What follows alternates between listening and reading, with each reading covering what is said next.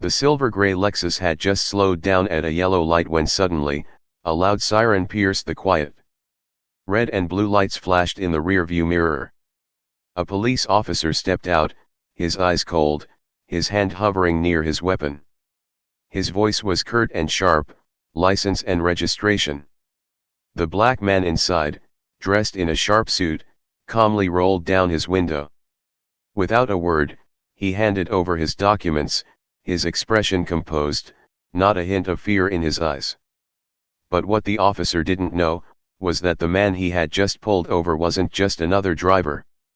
He was someone with the power to reshape careers, and an entire system. What seemed like a routine stop, was about to become the biggest shock of that officer's life. And this was only the beginning. Evening settled over the city of Rosefield, bringing with it the golden light unique to a western summer. The last rays of the day stretched across the sidewalks, casting a warm amber glow on the pavement. Traffic had begun to thin out, and the streets slipped into a rare hush. Trees lining Maple Avenue swayed gently in the breeze, as if the entire city was exhaling after a long day. Amidst that calm, a silver-gray Lexus quietly rolled southbound. The sleek car glided smoothly down the road like a steady stream of water. Behind the wheel was Marcus Green, a middle-aged man with a solid build, his sun-kissed bronze skin glowing faintly in the evening light. His face was composed, thick brows slightly furrowed, eyes fixed on the road ahead with unwavering focus. Marcus had just wrapped up a demanding workday. He wasn't playing music, only the soft hum of the air conditioner filled the cabin like a quiet breath. He wore a charcoal suit, expertly tailored, without a single wrinkle. A plain gray tie, black leather shoes polished to a shine. On his left wrist, a gleaming Rolex caught the sun each time the car passed through a light. Every detail about him spoke of precision, discipline, and restraint. As he neared the intersection at Harrison, Marcus eased off the accelerator. The yellow light blinked ahead. His car coasted slowly toward the line. But just then, a piercing sound sliced through the still air. The sudden wail of a police siren burst from behind, loud and forceful. Red and blue lights flashed on the asphalt and reflected in the rearview mirror, casting a brief shadow across Marcus's face. He didn't say a word, nor did he look surprised. No urgency. No fear. Just a quick glance at the mirror before gently pulling the Lexus to the right shoulder. He lowered the window with a touch of the button, one hand still on the steering wheel, the other resting calmly on his thigh. The evening breeze drifted into the cabin, carrying the sound of heavy footsteps drawing closer. The patrol car door creaked open with a chilling click. Out stepped a white man, around 35, tall, broad-shouldered, with a tight buzz cut and a face visibly tense. The nameplate on his chest read, "David Colton." He walked with purpose, eyes narrowed, his expression caught between suspicion and caution. Without introducing himself or offering explanation, David stopped right beside the window. His voice came sharp and dry, "License and registration." It wasn't loud, but it was abrupt and commanding, leaving no room for dialogue. Marcus didn't respond right away. He met the officer's eyes, not cold, not startled, just a calm, steady look, like someone who had seen this before. His eyes were still, like a quiet lake untouched by wind. Slowly, he opened the glove box, pulled out his wallet, and passed the registration and license through the small gap in the window. His hand didn't shake. He didn't speak. His composed demeanor said everything. It was a silent answer to a pressure that was already beginning to build. From that moment, no words were exchanged. Only the faint whistle of the breeze through the open window. And Marcus's gaze, fixed on David, not accusing, not afraid, just watching, like someone who had lived through this before. But this time, something was different. And David, though he didn't yet know why, could already feel it. Something beyond paperwork. Something he would soon have to face. David held the documents in his hand, his eyes flicking over the license and registration. But his movements didn't resemble a standard check. His gaze didn't settle on any detail in particular, it skimmed the surface, as if the inspection was a formality and the suspicion had already taken root long before. He looked up, furrowed his brow, and asked bluntly, his tone far from friendly, "You're not from Rosefield, are you?" Marcus gave a slight nod, his voice steady and measured, neither defensive nor hesitant. "I moved here a few months ago. The address is right there on the license." There was nothing suspicious in the response. Yet David kept frowning, his eyes now fixed on Marcus's composed face behind the wheel. Somehow, to him, a well-dressed stranger driving a luxury car through an upscale neighborhood was reason enough to raise doubt. He didn't say anything for a few moments, but his gaze grew sharper, more probing. Like he was trying to read something invisible from Marcus's expressions or posture. Finding nothing out of place, David shifted tactics. "Dressed like this," he said, drawing out the words with obvious implication, "where are you off to in such a hurry?" The question didn't accuse outright, but it brimmed with suspicion. It wasn't about behavior, it was about difference. And it wasn't really a question. It was a test. Marcus didn't respond right away. He tilted his head slightly, letting his gaze rest on David for a brief moment before replying plainly, "I'm heading home." The words were simple. But the way he said them, short, calm, put up an invisible wall against whatever pressure David was trying to apply. David paused, then stepped back, not out of retreat, but to reassert control over the scene. "Doesn't seem like you're in much of a rush," he muttered, almost under his breath. He then walked around the front of the car, eyes still locked on Marcus, as if hoping a change in angle might reveal something suspicious. The tension began to thicken. Not loud or overt, but present, like humidity before a storm. David was trying to convince himself that something about this man wasn't right. No signs of lawbreaking, no red flags, and yet, the feeling wouldn't leave him. Inside the car, Marcus sat with a straight back, one hand resting lightly on the steering wheel, his eyes forward. He showed no signs of impatience, no hint of discomfort. His face was calm, his gaze unreadable. And that, more than anything, was what unsettled David. He was used to having the upper hand. Used to people lowering their eyes, stumbling over their words, showing fear, or at least a flicker of anxiety. But the dark-skinned man sitting before him showed none of that. No flinching. No avoidance. No reaction David could latch onto. Beneath that quiet composure was something David couldn't grasp. It felt like stepping into a chess game with rules he didn't know, and a player already several moves ahead. He didn't know what mistake he had made, but something deep inside told him, he already had. And from this point on, nothing would be as simple as it had seemed. The silence between them stretched, taut with tension. There were no sirens, no passing cars, only the soft rustle of wind and the thunderous thump of a heartbeat in someone's ears. David looked at Marcus, then suddenly spoke, his voice low but ice cold, "Step out of the vehicle." It wasn't a request.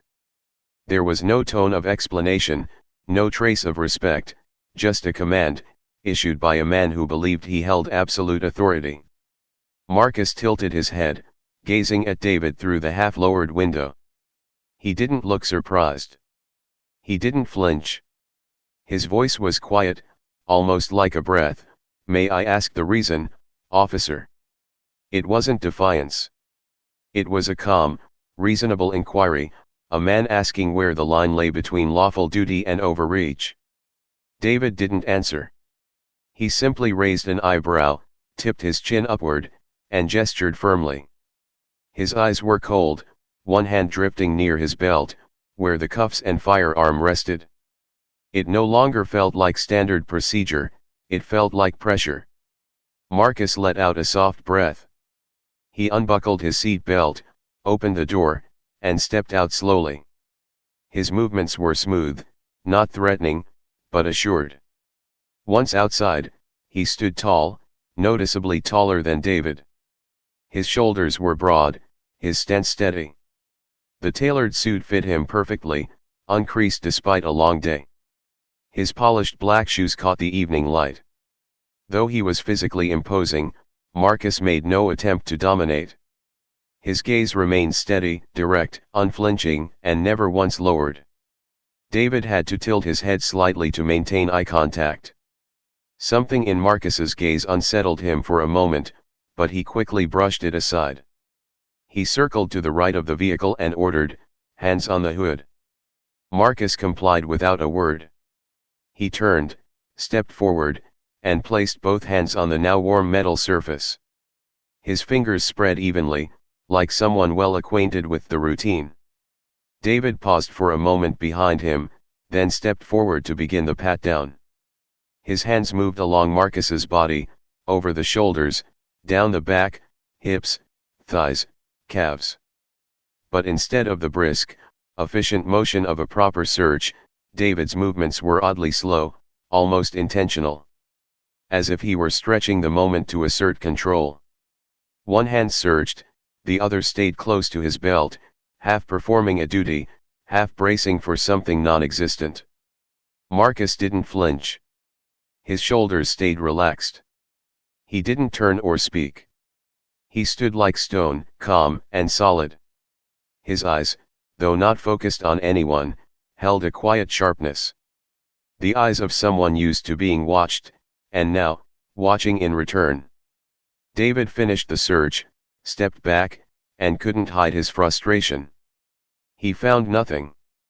No weapons, no violations. But instead of letting it end, he clung to the suspicion, still frowning, still rigid, like he was the one being insulted. He muttered, "Clean." The word was low, reluctant. No apology. No acknowledgement. Just simmering irritation, as if what bothered him most wasn't the absence of wrongdoing, but that Marcus had stood his ground through all of it. And in that moment, David began to sense, he wasn't the only one in control of this exchange anymore. But he didn't yet realize, the truth was only beginning to reveal itself.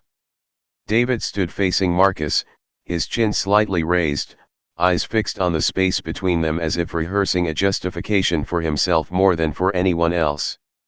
He spoke, voice trying to sound serious. "There've been a few suspicious incidents in this area lately."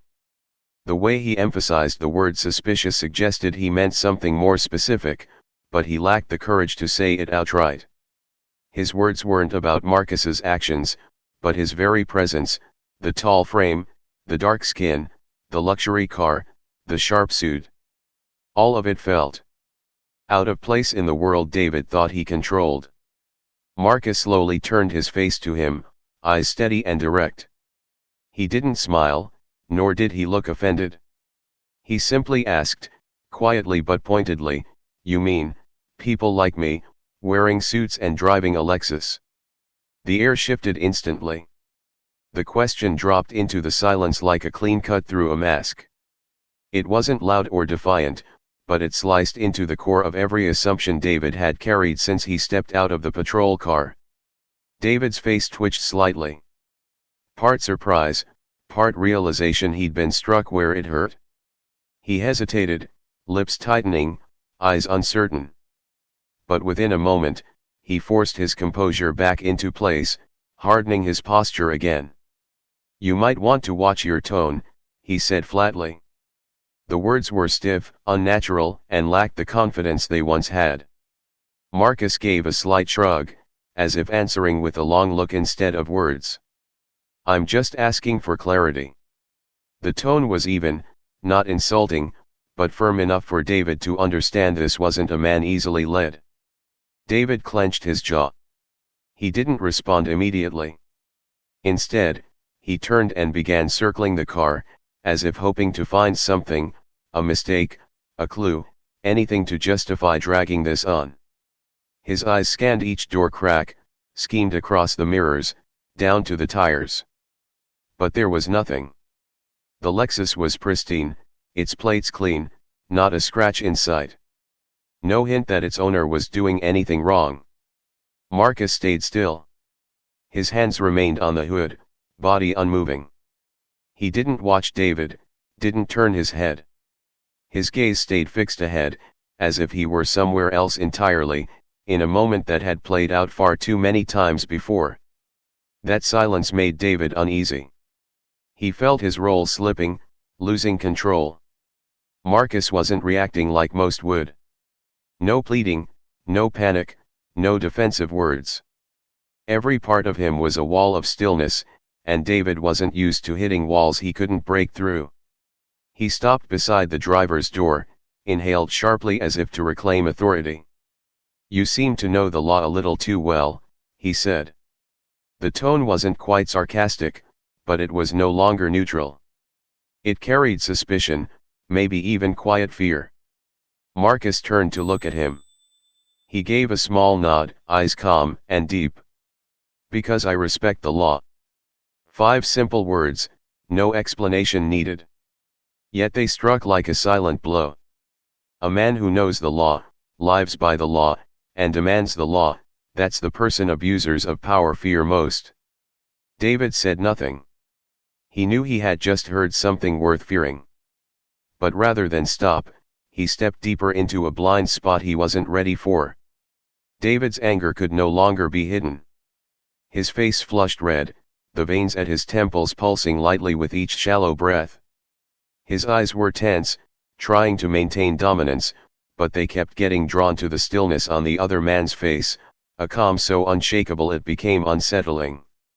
Unable to bear the silence that seemed to gnaw at his pride, David snapped, voice rising louder than necessary, "You think you're better than me." The word sliced through the thick air, harsh and unfiltered. His voice was hoarse, not just with frustration, but because even he wasn't sure what authority he was speaking from anymore. Was he a police officer? A man in charge? Or simply someone who felt his balance slipping away? Marcus glanced at him, neither startled nor defensive. He didn't step back, didn't shift. He simply let out a soft breath and replied, slow and even, "I believe in fairness." There was no defiance in his tone, no trace of condescension. And because of that, the statement held even more weight. It wasn't a rebuttal, nor a statement of superiority. It was a personal truth, spoken like a quiet declaration, not just to David but to anyone who might misuse their authority. David blinked, standing still for a few seconds, unsure how to respond. Then, like a reflex of someone cornered, he blurted, "People like you always," but the sentence never finished. And the moment it left his lips, David realized his mistake. Marcus tilted his head slightly. His eyes, though still calm, flashed with something sharper. He repeated slowly, his voice deep and cool, "People like me." No aggression, no raised tone. Yet the question hit like a wave returning to shore, forcing David to stop. His face hardened, jaw clenched, eyes darting away as if avoiding something buried within himself. He knew, in that second, he had crossed a fragile line. Between duty and prejudice. Between what was called enforcement and what was simply ego. The atmosphere thickened. Each blink felt heavier, each breath slower. David swallowed hard, trying to hide his stumble by adjusting his belt and exhaling sharply. He squared his shoulders, stepping slowly to the side, pretending to inspect the car. But his steps lacked conviction. The confidence he wore so easily now felt like a thin jacket in the wind, ready to be stripped away. Marcus hadn't moved. He stayed rooted to the spot, not turning, not retreating. His eyes followed David's every move, cold and analytical, but never hostile. That silence was the real threat. Not shouting, not anger, but the sheer weight of composure from a man who didn't need volume to assert strength. David began to understand something. Though he wore the uniform, carried the weapon, and had the power to stop cars in the street, he was the one under pressure now. Not from anyone else, but from the steady confidence of a man who never once tried to prove himself. The air between them grew heavier with every passing minute. David stood motionless in front of the car, then suddenly barked, "Open the door. I need to check inside." His voice had lost its patience. This wasn't a suggestion, not even a procedural step. It was a command, pushed more by the pressure of the man's calm presence than any actual suspicion. Marcus slowly turned his head toward him, his brows slightly furrowed. "What's the reason, officer?" he asked gently, without irritation or resistance. Just a fair question from someone who understood the law. David didn't answer. He avoided Marcus's gaze and gestured again with his hand, as if giving a reason was somehow beneath him. Marcus sighed quietly, then opened the door. He stepped aside, palm out, a silent invitation. But it wasn't resignation. It was quiet control, the kind that unsettles those who think they're in charge. David leaned in, scanning the front cabin. His hands moved quickly, opening the glove box, checking the back seat, peeking into the cup holders and center console. His eyes were sharp, movements hasty, almost desperate. But the car was spotless. Not a speck of dust, not a single item out of place. Every surface was clean, every compartment neat, exactly like the man who owned it. Finding nothing, David shut the door but didn't move. He said nothing. Gave no sign that Marcus could leave. He just stood there, caught between helplessness and pride. Marcus stepped forward, just slightly. His eyes no longer held just calm, but a silent demand. He lifted his chin and asked slowly, "Is this still a traffic stop?" David didn't answer. His throat twitched. His eyes blinked rapidly, as if searching for a response that could still hold weight. But the silence dragged on. Marcus didn't wait. He stepped in a little closer. The evening breeze moved his suit lightly, and in the golden dusk, his voice came out soft as breath, but clear as a bell. "You never considered that you might have stopped the wrong person." David inhaled sharply. His eyes wavered, then landed on Marcus's face. He growled, trying to reclaim some ground, "I don't care who you are." But his voice had changed. It wasn't cold anymore. It wasn't commanding. There was something else behind it now, a thin veil of defense, something Marcus had seen too many times to miss. Marcus stared into his eyes, saying nothing. Then slowly, he lifted his hand to his chest. Every movement was deliberate, steady. Like he wanted each second to be witnessed clearly. David immediately tensed, eyes locked on Marcus's hand. His fingers hovered near his holster, ready, out of reflex, not reason. Marcus paused briefly. His voice broke the silence, calm, not mocking, not tense. Just honest. "I want you to see this." And for a moment, time stood still. The words weren't threatening. But the way Marcus spoke them, collected, unwavering, made it clear. Something was about to change. And this time, David wasn't the one doing the checking anymore. The moment Marcus reached into the inner pocket of his vest, David immediately tensed. His arm lowered, palm pressing near his holster by reflex. His eyes filled with alarm, throat twitching with uneven breaths. In that fleeting second, every ounce of tension built since the beginning of this encounter seemed to gather into the slow, deliberate movement of Marcus's hand. But Marcus didn't stop. His face remained composed. His eyes steady. His voice rose, low and calm, enough to ease the air choking between them. "This isn't a weapon." Each word landed soft as breath, yet carried the weight of an unspoken command. David froze for a heartbeat. His hands stayed close to his gun, but his gaze began to shift, caught between fight and retreat. Marcus slowly drew out a dark brown leather wallet, immaculate and crisp, as if cared for meticulously. He opened it with both hands, revealing a gold-toned badge resting silently beneath the black leather. In the fading sunlight, the metal didn't need to shine loudly. Its presence alone demanded attention. David stared at the inscription, lips parting, words struggling to surface as though his mind couldn't grasp what his eyes were reading. Marcus Green, Internal Affairs Chief, Montclair State Police Department. The words came slowly, drawn out syllable by syllable, each one draining more color from David's face. The world around them seemed to freeze. No footsteps. No car engines. No sirens. Just stillness, as if all sound had been vacuumed out of the air. Marcus lifted his gaze, calmly closed the wallet, and said with unwavering poise, "I'm responsible for monitoring officer conduct across the entire state." The statement wasn't loud, nor theatrical. It was quiet, firm, and impossible to ignore.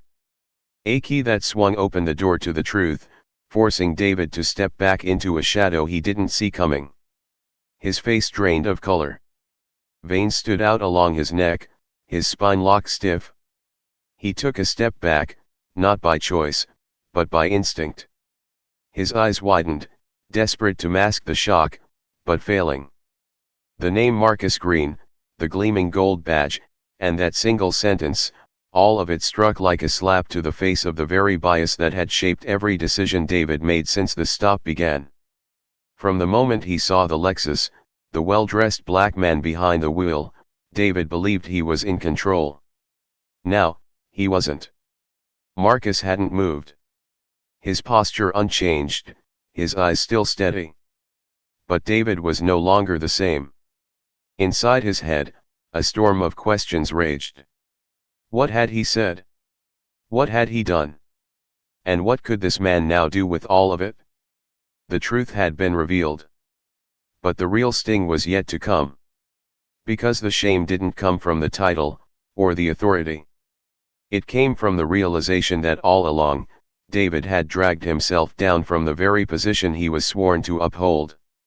And now, the light bouncing off that badge was shining straight into every mistake he could no longer defend. Marcus stared directly at David, then took a step forward. Not fast, not aggressive, but every movement closed the distance between them in a way that couldn't be measured in feet. He stopped, standing face to face with the officer who had spent the last half hour trying to impose authority on him. Marcus's gaze wasn't angry, nor was it cold. It held only silence, sharp as a blade, and a quiet disappointment that was difficult to put into words. He tilted his head slightly and spoke, each word deliberate, as though compelling the listener to confront himself. "You know what the worst part is?" David blinked. The question startled him. He didn't respond, but the tension in his eyes gave away his defenses. His jaw tightened, throat constricting in a dry swallow. He stood still, as if even the slightest motion might worsen the moment. Marcus didn't wait for an answer. His voice dipped, steady and unhurried, each sentence piercing through the silence. "It's not that you abused your authority. Not that you made me stand here like a suspect in the street. It's that you did all of this, without even knowing who I was." It wasn't about Marcus being the chief. It was about David never bothering to care who the man in front of him really was. Because to him, the way Marcus looked was enough to justify suspicion. Marcus lowered his voice, though his face remained firm. "Because you think someone like me doesn't deserve respect." The statement wasn't an accusation. It was a truth. A truth so sharp it made David lower his eyes, without needing to be told. He opened his mouth, eyes dropping to the pavement, searching for words. But none came. Each breath caught in his throat. Shame, slow and creeping, spread across his face, making his whole body stiffen in silent collapse. Marcus stood his ground. He didn't step back. He didn't press further. Instead, he continued, voice calm and even, as if he'd prepared for this moment long ago. "I'm not going to report this as a traffic stop." David looked up, eyes wide, a flicker of fear rising. But Marcus remained composed. "I'll report it," he said, "as proof that this system, needs to change. It wasn't about David, not entirely. It was about a system. A pattern. A sickness carried under uniforms without ever being diagnosed. David looked down again, reached into his pocket. Slowly, with trembling fingers, he pulled out Marcus's documents. His hands shook as he handed back the license and registration, avoiding eye contact with the man who had just shattered all his assumptions. Marcus accepted the documents with a small nod, said nothing more. He walked to his car, opened the door, and sat behind the wheel as if this had been nothing more than a brief detour. But he knew, for the other man, it was a turning point that wouldn't be easily forgotten. No threats were spoken. No warnings needed. The truth had already left its mark. And because it was spoken without volume, Marcus's words echoed louder than any shout ever could. 1 week later, inside the main conference room of the Montclair State Police Department, white light from the ceiling cast down onto a long table where senior officers sat in silence. No one spoke. No one smiled. Cups of coffee cooled next to stacks of files. The air was heavy, as if everyone already understood, this meeting wasn't a routine discussion. Marcus stood at the head of the table, his eyes scanning the familiar faces. Today, he wasn't wearing a suit. He wore the standard dark blue police uniform, the gold badge gleaming over his left chest. Not to display authority, but to remind them that he, too, once walked the same path they had. He began speaking, his voice low and steady, without dramatics, without anger. The case of Officer David Colton, it's not an isolated one. A few glances lifted, momentarily uneasy. But no one interrupted. No one objected. Marcus continued, voice unchanged, only deeper. The problem isn't just one individual. It's how we allow power to be used without oversight. How we train, how we stay silent when something isn't right, and then we call it standard procedure. His hand rested gently on the folder in front of him. We need to review everything. Not just the process, but the mindset. The board sat upright, speechless. Some nodded quietly. A few pressed their lips together. But all understood there was no turning away. What happened that day had been fully documented. Images, audio, written reports. And what Marcus brought forward was undeniable proof that change was no longer optional. After his statement, the doors opened. David Colton entered. He wore plain clothes, his badge no longer visible. His eyes stayed down as he walked in, but everyone noticed the weight in his expression, so different from the man who once exuded confidence. No one needed to ask more. The meeting had a clear purpose. After comparing his testimony with the documentation, the decision came quickly. David was suspended from duty, pending investigation into abuse of authority and violation of conduct. Not because he stopped the wrong person, but because he stopped someone, fueled by the wrong belief about the power he carried. Marcus showed no emotion. No hint of satisfaction. He sat quietly at the corner of the table, fingers laced, eyes fixed on the digital board displaying the meeting title. At the end, he concluded with a single sentence, soft but firm, we have to do better. Not for one person, but for the community we swore to protect. There was no applause. No praise. But the silence that followed carried more weight than any promise ever could.